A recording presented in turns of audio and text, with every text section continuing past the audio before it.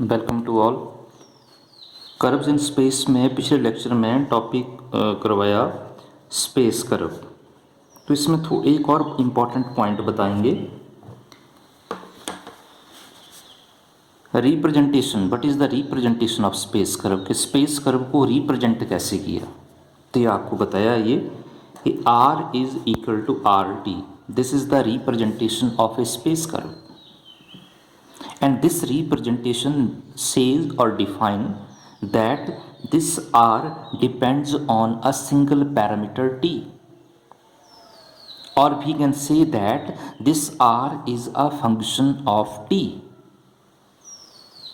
Function की definition आपको पता, अगर सिंगल वेरिएबल की बात करेंगे तो फंक्शन की डेफिनेशन है y is equal to f of x और y is equal to y of x। दो वेरिएबल की बात करेंगे, जैसे पहले भी बताया आपको, z is equal to f of x comma y, तो इसे ऐसे भी लिखा जा सकता है z is equal to z of x comma y. तीन वेरिएबल की बात करेंगे, f of x comma y comma z, तो इसे किसी अनदर वेरिएबल से रिप्रेजेंट किया, और इसे ऐसे भी लिखा जा सकता है h is equal to h of x comma y comma Z.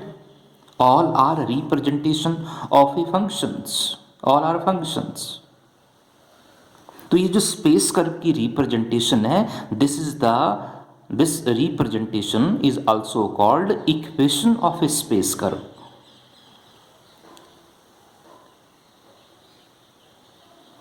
एक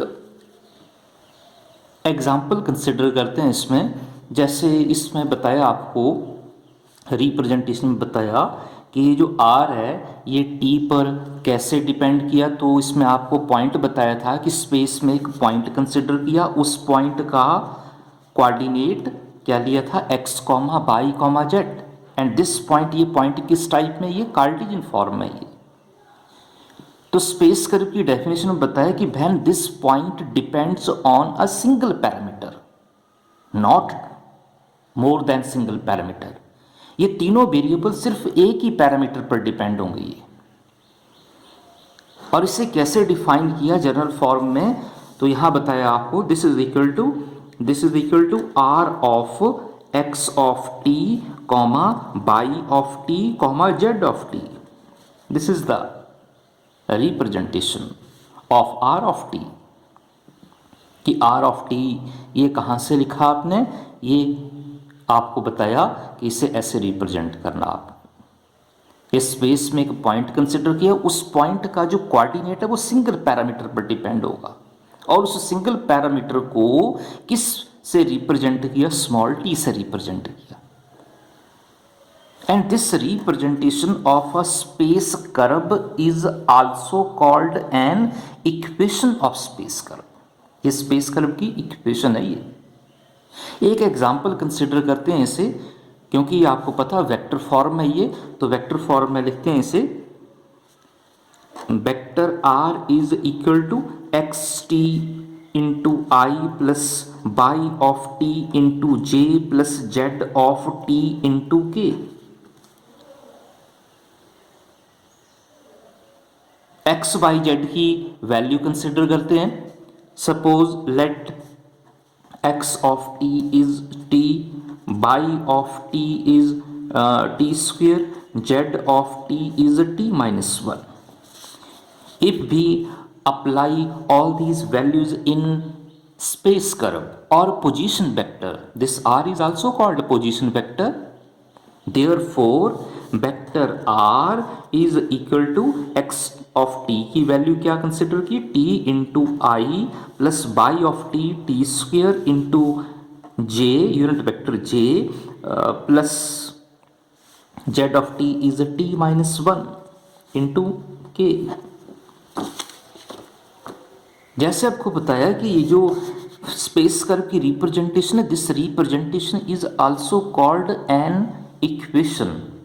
और इक्वेशन से पहले आप ऐसे भी जैसे बताया आपको कि इसे फंक्शन भी बोलते हैं, this r is a function of t. तो जब आप इस फंक्शन को सॉल्व करेंगे तो इस फंक्शन की, दिस फंक्शन इज डिफाइंड, बोले ये फंक्शन डिफाइन होना चाहिए।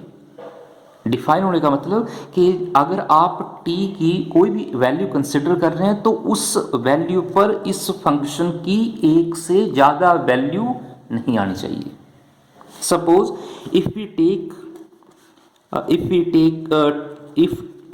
t इज 1, अगर आप t 1 कंसिडर करते हैं तो वेक्टर r की वैल्यू क्या आएगी, 1 into i plus 1 square into j plus 1 minus 1 into के।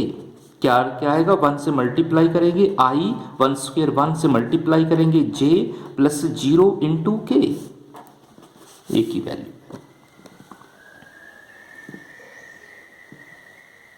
मतलब आप अगर इसमें कोई पॉइंट अप्लाई कर रहे हैं तो इस फंक्शन की एक ही वैल्यू आनी चाहिए, और अगर इस फंक्शन की किसी पॉइंट पर एक से ज्यादा value I, this means that this function is not defined.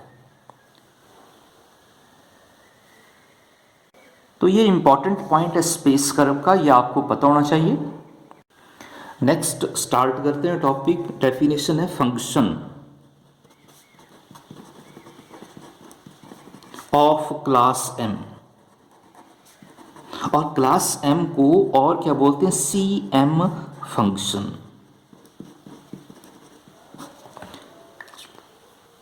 Function of class m, कि फंक्शन की क्लास m है, इसे आप कैसे डिफाइन करोगे।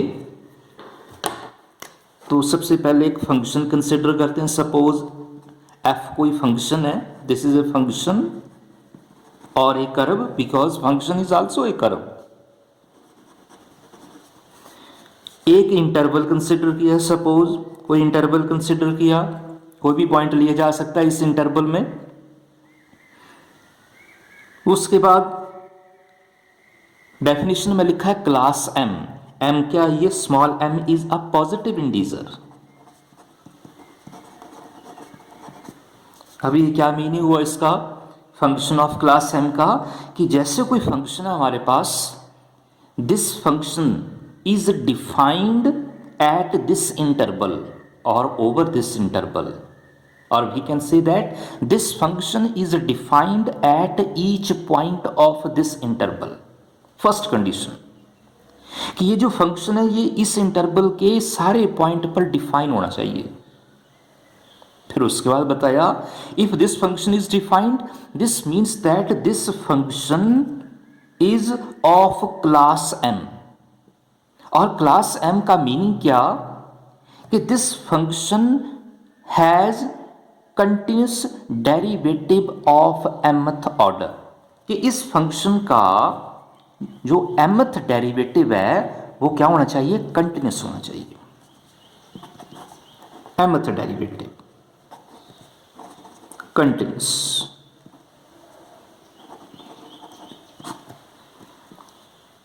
If mth derivative of this function is continuous, this means that this given function is of class m. This is important. If we take m is 1, अगर आप m 1 consider कर रहे हैं तो इसका मीनिंग क्या होगा, तो इसका मीनिंग होगा कि this function is of class 1। m1 का मीनिंग कि फर्स्ट डेरिवेटिव क्या होना चाहिए, कंटिन्यूस है। अगर फंक्शन का फर्स्ट डेरिवेटिव कंटिन्यूस है, if we take m is 1, this implies continuous, first derivative continuous. अगर फंक्शन का फर्स्ट डेरिवेटिव कंटिन्यूस है तो इसका अर्थ क्या हुआ कि this given function is of class 1। Suppose अगर इस फंक्शन का सेकंड डेरिवेटिव कंटिन्यूस है तो इसका मीनिंग कि this given function is of class 2, यहां क्लास 1 होगी फंक्शन। सपोज अगर फंक्शन का थर्ड डेरिवेटिव क्या कंटिन्यूस है तो इसका मीनिंग कि गिवन फंक्शन की क्लास क्या होगी, 3 होगी। एंड सिमिलरली आप अदर क्लासेस भी डिफाइन कर सकते हैं। Let f be a function, ये डेफिनेशन लिखिए, let f be a real valid function और a curve which is defined over an interval i। आगे क्या बताया कि m कोई पॉजिटिव इंटीजर है, then given function is of class m, और क्लास m को क्या बताया आपको, सी एम फंक्शन भी बोलते हैं। If given function has a continuous derivative of mth order exist over the same interval। और फंक्शन की क्लास 1 या C1 फंक्शन कब बोलेंगे? If a given function has a continuous derivative of first order exist over the same interval. और interval क्या consider किया? 1। Function की class जो वो 2 कब होगी? If given function has a continuous derivative of second order exist over the same interval. Function की class 3 या उसे C3 फंक्शन भी बोलते हैं, कब होगी क्लास ये क्लास 3 कब होगी? जब गिवन फंक्शन का डेरिवेटिव थर्ड ऑर्डर डेरिवेटिव क्या होगा? कंटिन्यूस होगा over the same interval I.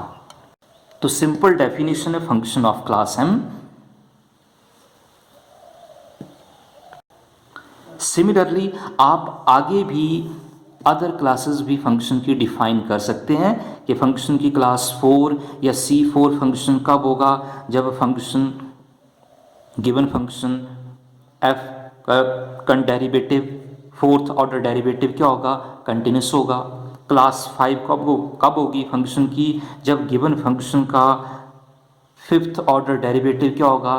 Continuous होगा ओवर द सेम इंटरवल आई। तो इस तरह आगे भी आप फंक्शन की क्लास डिफाइन कर सकते हैं।